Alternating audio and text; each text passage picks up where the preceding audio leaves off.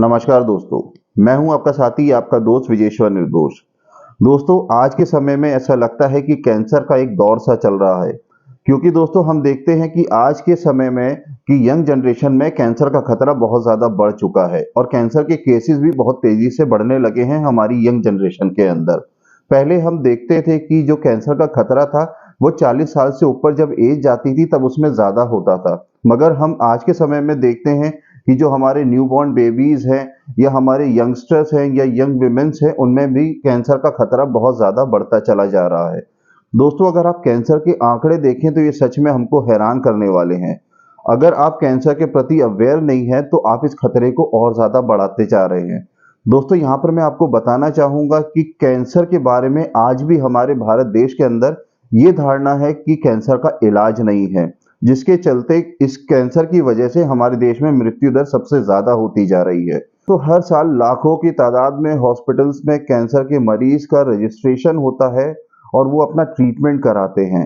मगर बहुत सारे लोग ऐसे हैं जो ट्रीटमेंट कैंसर के डर से नहीं कराते कि इलाज इसका बहुत ही ज़्यादा पेनफुल है और ये हमारी टॉलरेंस के बाहर है, हम इसको अफोर्ड नहीं कर सकते। मल्टीपल फैक्टर्स हो सकते हैं जिसकी वजह से हमारे देश के अंदर कैंसर की डेथ के आंकड़े वो बहुत ज़्यादा हैं। दोस्तों, यहाँ पर हम डिस्कस करेंगे प्रोस्टेट कैंसर के बारे में। ये दोस्तों एक ऐसा साइलेंट किलर होता है कि जिसके बारे में हम जल्दी समय से पकड़ नहीं पाते, क्योंकि प्रोस्टेट कैंसर के सिम्टम्स दोस्तों एक नॉर्मल यूटीआई जो यूरिन इन्फेक्शन होता है कुछ वैसे ही होते हैं और हम इनको नज़रअंदाज कर देते हैं और सही समय पर नहीं पकड़ पाते। तो दोस्तों, इस बारे में हम इस वीडियो में खुल करके बात करेंगे। अगर आप चैनल पे नए हैं तो चैनल को सब्सक्राइब करिए, शेयर करिए और लाइक करिए। तो आइए दोस्तों वीडियो को शुरू करते हैं। दोस्तों, प्रोस्टेट कैंसर क्या होता है? प्रोस्टेट कैंसर दोस्तों एक मेल में उसका रिप्रोडक्टिव ऑर्गन होता है, जिसमें हम आज के समय में देखते हैं कि मेल्स में प्रोस्टेट कैंसर की शिकायत दिन ब दिन बढ़ती जा रही है। दोस्तों, प्रोस्टेट कैंसर अगर सही समय पे डायग्नोज हो जाए और उसका ट्रीटमेंट हो जाए तो इसका रिस्पॉन्स बहुत ही अच्छा मिलता है और कई केसेस में इसको क्योर भी किया जा सकता है।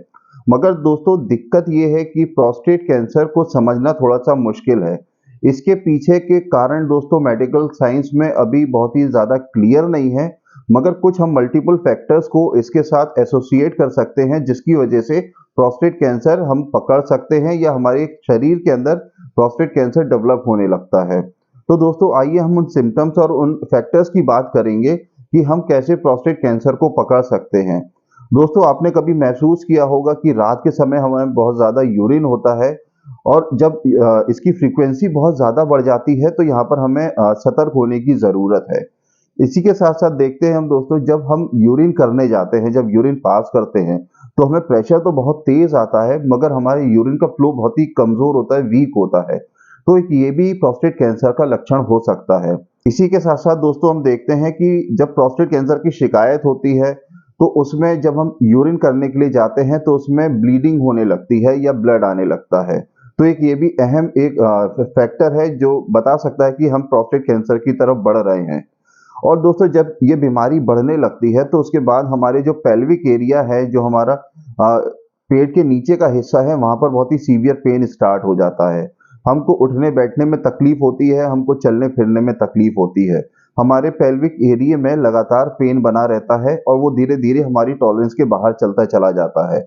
मगर कई बार हम ये सोचते हैं कि ये एब्डोमिनल पेट का दर्द है जिसकी वजह से हमें ये तकलीफ हो रही है, हम एकदम फिट हैं।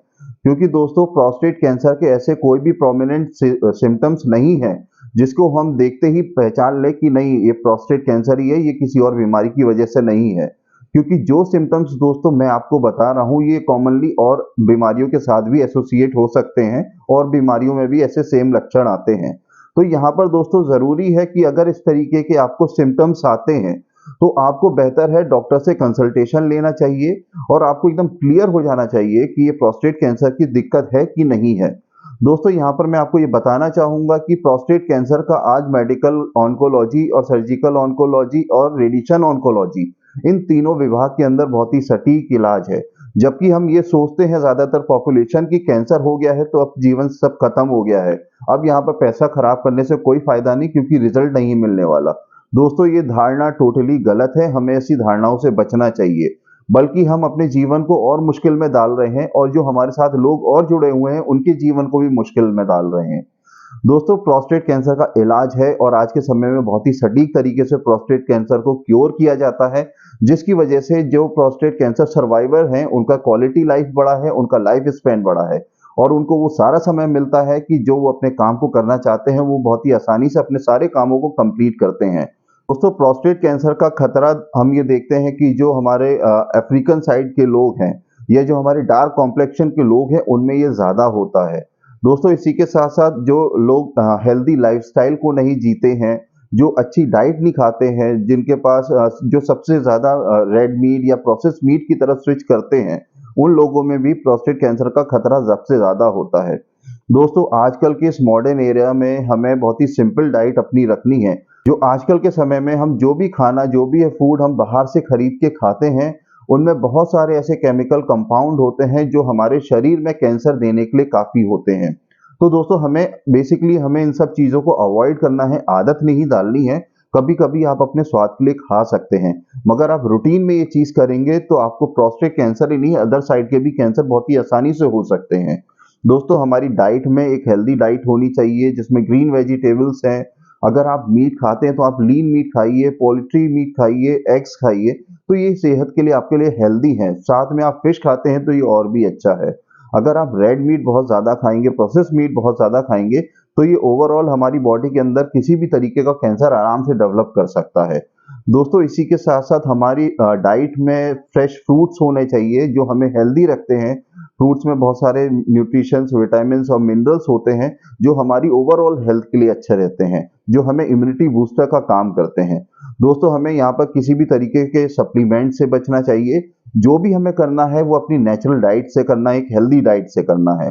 अगर आप इस रूटीन को फॉलो करते हैं, आप फिजिकली फिट रहते हैं, अपनी एक्सरसाइज को रूटीन में करते हैं, अपने शरीर को 30 मिनट ज़रूर देते हैं, उसमें मेडिटेशन करते हैं, योगा करते हैं, तो दोस्तों ये ओवरऑल हेल्थ आपकी बहुत अच्छी रहती है और आप तमाम बीमारियों से बचे रहते हैं। दोस्तों प्रोस्टेट कैंसर के बारे में मैं आपको यहाँ पर एकदम स्पष्ट बता दूं, इसके सिम्टम्स बहुत ही बारीकी से समझने चाहिए। अगर आपको इस तरीके की कोई सिम्टम्स आ रहे हैं जैसा कि मैंने बताया है आपको इस वीडियो में, तो आपको इमीडिएट डॉक्टर से सलाह लेने की ज़रूरत है, क्योंकि ये और बीमारियों के साथ भी ऐसे सेम सिम्टम्स आ सकते हैं। तो आपको ये क्लियर करना बहुत ही ज़रूरी है, कहीं ये कैंसर तो नहीं। अगर कैंसर आप इसको पकड़ लेते हैं यहाँ पर, तो आपका इलाज भी बहुत ही आसानी से हो जाता है, आप प्रोस्टेट कैंसर से क्योर हो जाते हैं। अदरवाइज आगे चल के ये कंडीशन बहुत ही वर्स्ट हो जाती है और कई बार चीज़ें हमारे हाथ में नहीं रहती। तो दोस्तों हेल्दी रहिए, अच्छी डाइट लीजिए, फिजिकली फिट रहिए, अपनी फिटनेस के ऊपर ध्यान दीजिए। दोस्तों उम्मीद करता हूं कि आपको इस वीडियो से काफ़ी कुछ इन्फॉर्मेशन मिल गई होगी। अगर ये मेरा वीडियो आपको पसंद आया है तो उसको लाइक करें, शेयर करें और सब्सक्राइब करें। दोस्तों मिलते हैं ऐसे ही अगले वीडियो में, तब तक अपना ध्यान रखें, सुरक्षित रहें और ऐसे ही मुस्कुराते रहें। नमस्ते, जय हिंद।